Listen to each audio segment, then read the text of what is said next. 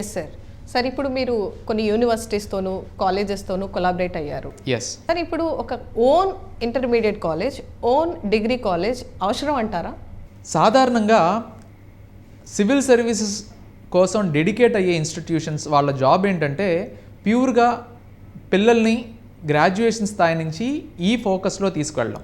For example ఒక coaching centre inter కాలేజో degree కాలేజో ఓన్ చేసుకొని ముందుకు వెళ్తుంటే, ఒక private degree college for example తీసుకుంటే దేర్ ఫోకస్ ఈజ్ ఆన్ మళ్ళీ అదే కాలేజ్లో BSc students, BCom students, BBA students, ఇలా రకరకాల స్టూడెంట్స్ ఉంటారు. సో ఆ అట్మాస్ఫియర్లో వీళ్ళందరికీ కాలేజ్ అంటే మళ్ళీ రిసోర్సెస్, అకాడమిక్ టీచింగ్ వాళ్ళు, సో ఈ రిసోర్స్ పర్సన్స్, ఫ్యాకల్టీస్ ఇవన్నీ క్లబ్ అయిపోయిన తర్వాత ఒరిజినల్ ఫోకస్ అనేది దెబ్బతింటుంది. సో ఒక కోచింగ్ సెంటర్కి మెయిన్గా కావాల్సింది ఒక అట్మాస్ఫియర్, ఒక ఇన్ఫ్రాస్ట్రక్చర్. ప్యూర్గా పిల్లల్ని ఈ 3 ఏళ్ల పాటు టైం వేస్ట్ అవ్వకుండా ముందుకు తీసుకెళ్లాలంటే ఎలా అనే ఒక దాంట్లో కోచింగ్ సెంటర్ ఆలోచించాలి. అయినా ఒక ఓన్ కాలేజ్ మీరు అడిగారు కాబట్టి జనరల్గా చెప్తున్నాను, ఓన్ కాలేజా, ప్రైవేట్ కాలేజా, యూనివర్సిటీ అనేది ముందు స్టూడెంట్కి బెనిఫిటా కాదా అనేది మనం చూడాలి తప్ప కోచింగ్ సెంటర్. ఓన్ కాలేజ్ ఉంటే బెనిఫిట్స్ జరిగేది ఎవరికి? కోచింగ్ సెంటర్స్కి బెనిఫిట్స్ జరుగుతాయి. ఎందుకంటే వాళ్ళకి నచ్చినట్టు స్టూడెంట్స్ని ఎలా కావాలంటే అలా బ్లాక్మెయిల్ చేయొచ్చు. ఒక రకంగా చెప్పాలనుకుంటే పేరెంట్స్ని మెస్మరైజ్ చేయొచ్చు, రకరకాల అటెండెన్స్ అనో అదనో ఇదనో రకరకాల రూల్స్ చూపించి మిస్లీడ్ చేయొచ్చు. పిల్లలకు కావాల్సింది ముందు ట్రాన్స్పరెన్సీ, అకౌంటబిలిటీ కావాలి. నేను 3 ఏళ్ల పాటు సివిల్ సర్వీసెస్ ప్రిపరేషన్ కోసం మీ దగ్గరికి వస్తున్నాను అంటే నాకు కావాల్సింది రూల్ ప్రకారం, రెగ్యులేషన్ ప్రకారం నేను ఒక ప్రెస్టీజియస్ ఇన్స్టిట్యూషన్లో చదివితే బాగుంటుంది, దాని ద్వారా నాకు ఒక మంచి డిగ్రీ వస్తుంది, దాని త్రూ నాకు ఈ 3 ఏళ్లలో టైం వేస్ట్ అవ్వకుండా ప్రిపరేషన్ కంప్లీట్ అవ్వాలి, దానికి కావాల్సిన రిసోర్సెస్, ఇన్ఫ్రాస్ట్రక్చర్, ఫ్యాకల్టీ, మెంటర్షిప్ నాకు దొరుకుతుందా లేదా అనేది చూసుకోవాలి. ఇవన్నీ వదిలేసి ఓన్ కాలేజ్ వల్ల బెనిఫిట్స్ ఏముంటాయి? ఫర్ ఎగ్జాంపుల్ మీరు అన్నట్టుగానే ఒక ప్రైవేట్ కాలేజ్కి, అలాగే ఇప్పుడు నేను Takshashila we have collaborated with Acharya Nagarjuna university or Mari Stella college. ఈ రెండింటిని కంపేర్ చేద్దాం. అసలు మినిమం కామన్ సెన్స్తో ఆలోచించి ఒక ప్రైవేట్ డిగ్రీ కాలేజ్లో డిగ్రీ చేస్తే బాగుంటుందా, ఒక అటానమస్ కాలేజ్లో డిగ్రీ ఆర్ యూనివర్సిటీలో డిగ్రీ నాకు బయటకు వస్తే బాగుంటుందా అనేది ఒక ఆలోచిస్తే ఎవరైనా చెప్తారు ఇట్ ఈస్ ప్రెస్టీజియస్ ఇన్స్టిట్యూషన్లో, ఒక యూనివర్సిటీలోనో అటానమస్ కాలేజ్లో డిగ్రీకి వాల్యూ ఉంటుంది. ఎందుకు అంటే మెయిన్గా అటానమస్ కాలేజెస్ ఆర్ యూనివర్సిటీస్ వాళ్ళకి ఇయర్ లాంగ్ టైం టేబుల్ ఉంటుంది ఫస్ట్. సో ఆ టైం టేబుల్లో మీరు జాయిన్ అయిన ఫస్ట్ రోజు మీకు సెమిస్టర్ ఎగ్జామ్స్ ఎప్పుడు జరుగుతాయి, ఇంటర్నల్ ఎగ్జామ్స్ ఎప్పుడు జరుగుతాయి, final exams, second semester exams ఎప్పుడు జరుగుతాయి, ఇయర్ లాంగ్ క్యాలెండర్ ఇచ్చుకునే అథారిటీ ఆ ఇన్స్టిట్యూషన్స్కి ఉంటుంది.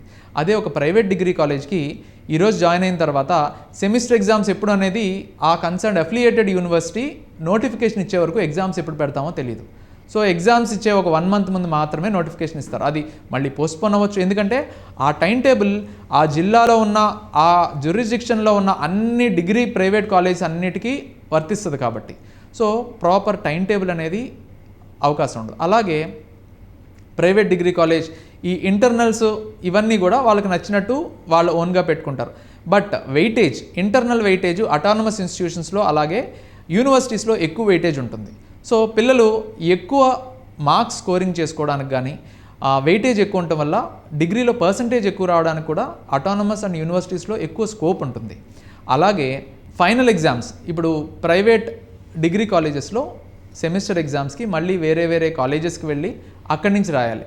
అదే లైక్ ఇంటి దగ్గర నుంచి వెళ్ళే డే స్కాలర్స్కి అయితే పర్లేదు, హాస్టల్ ఉండే వాళ్ళకి, ఎక్కడెక్కడి నుంచో వచ్చి వేరే స్టేట్స్ నుంచి వచ్చి చదువుకునే వాళ్ళకి ఒక యూనివర్సిటీ అటానమస్ ఇన్స్టిట్యూట్స్లో వాళ్ళుండే యూనివర్సిటీస్లోనే సెంటర్స్ పడతాయి, వాళ్ళు అక్కడే రాస్తారు. అదే ప్రైవేట్ డిగ్రీ కాలేజెస్లో వాళ్ళు మళ్ళీ వేరే డిగ్రీ కాలేజ్కి వెళ్ళి బయట ఎగ్జామ్స్ రాయాలి. Evaluation, autonomous and universities are empowered to have their own evaluation. యూనివర్సిటీలోనే వాళ్ళ కరెక్షన్స్ జరిగి టైమ్లీ వాళ్ళకి రిజల్ట్స్ వస్తాయి. అదే ఇక్కడ ప్రైవేట్ డిగ్రీ కాలేజ్లో మనందరికీ ప్రాక్టికల్ ప్రాబ్లమ్స్ ఉంటాయి, యూనివర్సిటీలో బయట ఎవాల్యుయేషన్ అవుతుంది, అక్కడ కరెక్షన్స్ అవుతాయి, దానికి మళ్ళీ ఎవాల్యుయేషన్స్లో రకరకాల డౌట్స్ ఉంటాయి. ఒక ఎగ్జాంపుల్ చెప్పాలనుకుంటే బిఏ ఇంట్రెస్ట్ లేకపోయినా సాధారణంగా జనరల్గా ఒక ఐఏఎస్ ఒక ప్యాషన్తో ఒక స్టూడెంట్ వచ్చి సివిల్ సర్వీసెస్ ప్రిపేర్ అవ్వాలన్న ప్యాషన్తో ఈ డిగ్రీ తక్కువ టైం ఇస్తూ సివిల్ సర్వీసెస్కి ఎక్కువ టైం ఇస్తూ ఇలా రకరకాలుగా కోచింగ్ సెంటర్స్ మాటలు వినేసి డిగ్రీ చదువుతున్న టైంలో డిగ్రీ సబ్జెక్టే ఫెయిల్ అయ్యాడు అనుకోండి, పరిస్థితి ఏంటంటారు? ఆ ప్రెషర్ ఎవరి మీద పడుతుంది? కోచింగ్ సెంటర్ తీసుకునే రెస్పాన్సిబిలిటీ ఏంటి అక్కడ? సివిల్ సర్వీసెస్ చదవడానికి వచ్చి నువ్వు డిగ్రీయే పాస్ అవ్వలేకపోయావు అంటే స్టూడెంట్ యొక్క మొరాల్ ఎక్కడ ఉంటుంది? సో ఇవన్నీ మనం కన్సిడరేషన్లోకి తీసుకోవాలి.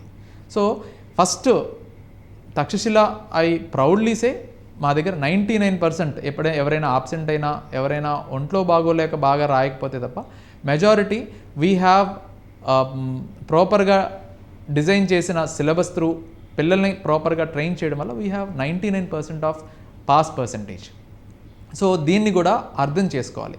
అదే ఒకసారి పేరెంట్స్ యొక్క సైడ్ ఒకసారి ఆలోచించుకోండి.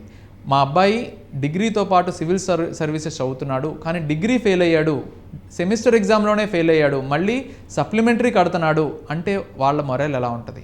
పిల్లల మీద ఆ ప్రెషర్ ఎలా ఉంటుంది? ఇవన్నీ ఒకసారి ఆలోచించుకోండి. సో మీరు అడిగిన క్వశ్చన్ ఇర్రిలెవెంట్. అసలు ఓన్ కాలేజ్ ఉండటం అనేది ఉండాలా లేదా అంటే స్టేట్లో ఉన్న 100%లో ఒక 80% ఎవరికి ఉండవు.